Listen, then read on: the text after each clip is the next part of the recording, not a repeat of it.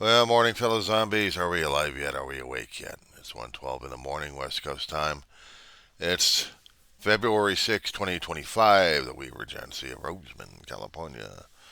A diary of the griever named John Weaver and a zombie. Both titles here. I was planning on doing live feed, but I decided no video at this point. I'm still dealing with things at home, including my dog that's still worrying about. But every time I keep looking on how technically and theoretically blessed I am, I'm also reminded of how people are cursed. And I'm seeing all these things happening since the inauguration kicking in and everything else going crazy in the United States. Almost 3 weeks coming up. And we have a very, very dysfunctional federal government, an executive branch going insane, and the judicial branch scratching its head trying to figure things out. What's supposed to be legal, what's not supposed to be legal. Departments are getting liquidated of personnel and a purpose. International relations are being shredded. Food distribution that needs to be done and taken care of for other countries starving and suffering, they're halted because we have some kind of accounting or inventory work going on with the current administration that's tearing apart departments left and right. And we have an executive branch that wants to conquer the world. There's going to be a couple of things I'm going to be talking about, and I should be talking about it on live. Maybe I call this a pre-show to it. Gaza Strip and a reverend. The Gaza Strip is being used more ways than one. One for genocide, and two for a billionaire's Playboy Riviera within the next decade or so. If you're a Palestinian, you have no more homeland. No matter how many times you'll hear it or say it, that you have a homeland, you don't. Billionaires are owning things, and they own your ass, and they own your country. They own your turf. Israel made sure of that when they leveled it. I don't know what the hell Hamas was thinking about almost a couple of years back, doing this hostage grab, and having the whole Gaza Strip level it out. Is this some kind of billionaire playboy thing going on with you guys? That you managed to push out the Palestinian people almost once and for all? Were you guys also planning on leveling West Bank as well? With the insanity? Because Israel just was more than happy to oblige. With the call up of all their military forces, even the reserves that they had, well enough to do genocide in their own country. To tear apart a huge refugee camp that was home for millions of Palestinians crammed no longer, because now it's all a pile of ashes. And we have Netanyahu smiling his ass off right next to the orange gas bag called a theoretical president of the United States. I don't know who the hell our leaders are anymore, who and what they are anymore. As far as I'm concerned, Congress loves the idea that we're going to go into Gaza and use it as a conquering area. Oh, we'll help clean them up.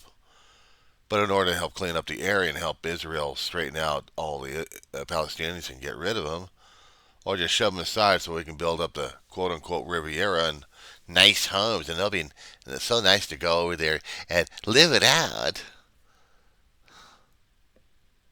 No, they're trying to shove the Palestinians to the other Arab countries, and they're going, no way in hell. Basically, they're telling Trump and the United States to go fuck itself. I can do that myself. United States, go fuck yourself. Current Trump administration on all branches, all levels of it, go fuck yourselves. Because you just ruined our current standing with the rest of the world, and you don't give a shit. Trump is an adolescent, and we voted a son of a bitch in, and I blame all the voters, even the ones who voted against him. I still blame them. You wanted the chaos. You were recording this damn thing. You weren't pushing hard enough. We got the bastard in. Electoral College. He had the numbers in it with the states. So now we got the chaos and confusion. You want to blame? Blame yourselves. Accept the responsibility. Be accountable. Be transparent about the damn shit. Now what you going to do? What the Department of Justice is trying to do is have schizophrenic attacks. Part of it is trying to be molded into Trump, while the rest of it's fighting its ass off with legal injunctions and lawsuits through the court systems, telling Trump, knock this shit off. But he's out of control. And when you have a billionaire sticking his hands in everything else, he's not going to obey the law. He thinks he's above the law because he's super rich, and that gives him immunity. Once you reach a certain wealth, nothing affects you. But the problem is his wealth is all in paper. It's not. Ding, ding, ding, ding, ding.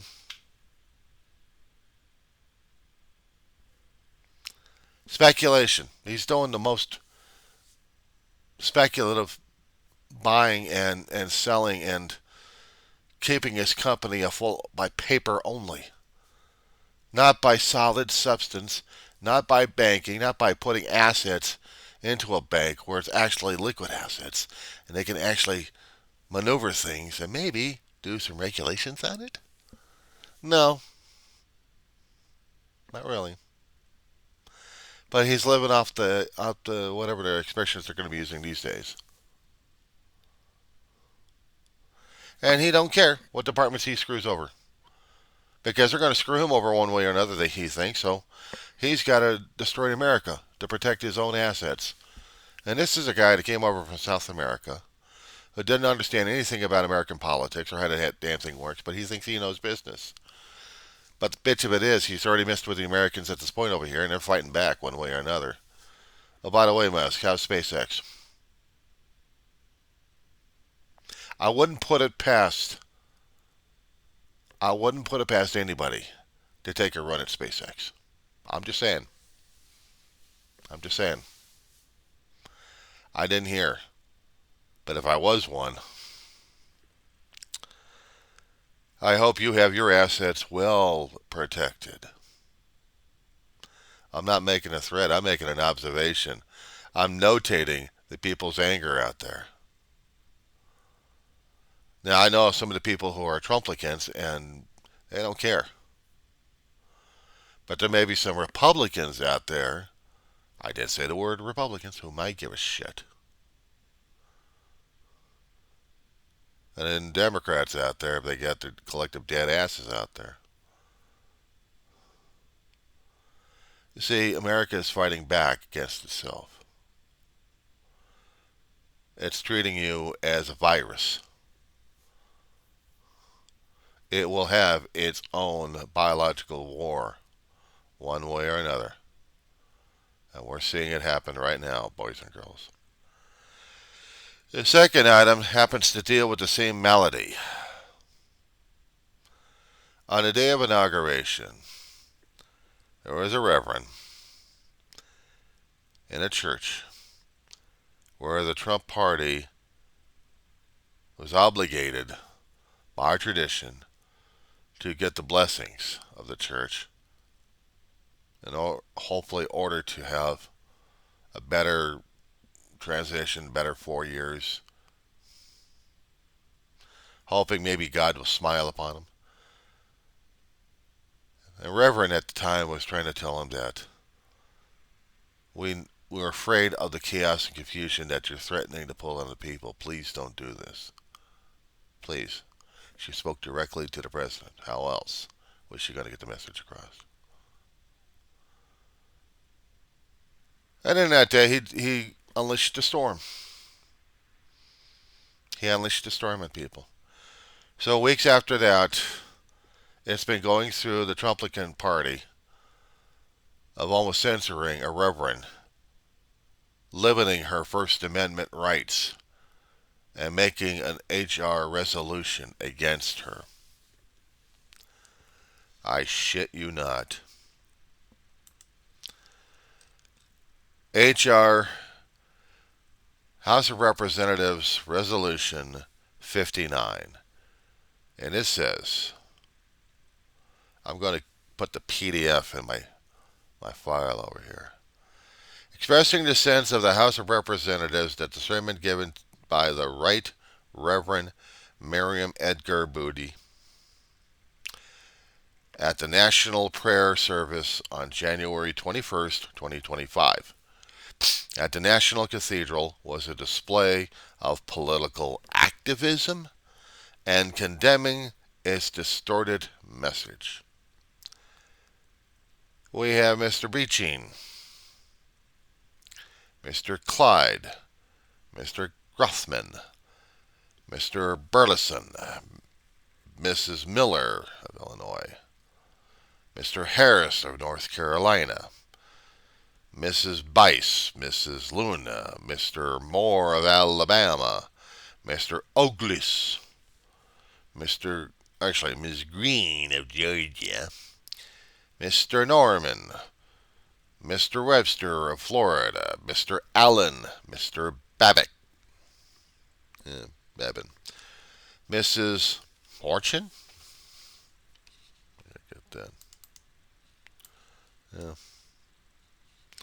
scram down that, no, Norman actually, Mr. Webster of Florida, Mr. Allen, Mr. Babin, Mrs. Houchin, I think. Ms. Van Dyne, or Dwayne, however you pronounce the damn thing. Mr. Baird, Mrs. Biggs of South Carolina, Ms. Bobbert of Colorado, and Mr. Griffith submitted the following resolution, which was referred to the Committee on Oversight and Government Reform. PU. Resolution expressing the sense of the House of Representatives that the sermon given by the Right Reverend Marion Edgar Buddy, or Bud, at the National Prayer Service on January 21st, 2025 at the National Cathedral was a display of political activism and condemning its distorted message, whereas the National Prayer Service is a long-standing tradition in which the United States publicly affirms dependence upon God and prayers for the success of our President and Vice President. Whereas on January 21st, 2025, President Donald J. Trump and Vice President J.D. Vance took part in a national prayer service at the National Cathedral in Washington, D.C. And whereas the Right Reverend Miriam Edgar Buddy, the bishop leading the inaugural prayer service, used her position inappropriately, promoting political bias, and instead of abdicating the full counsel of biblical teaching, now therefore be it resolved that it is the sense of the House of Representatives that the sermon given at the National Prayer Service on January 21st, 2025 at the National Cathedral was a display of political activism, and the House of Representatives condemns doom to condemnation the Right Reverend Miriam Edgar Buddy's distorted message. And that's basically it. They condemn her message. Several lunatics in the House of Representatives, all Trumplicans, condemned the message. They have to make it publicly clear. We condemn it. How dare you?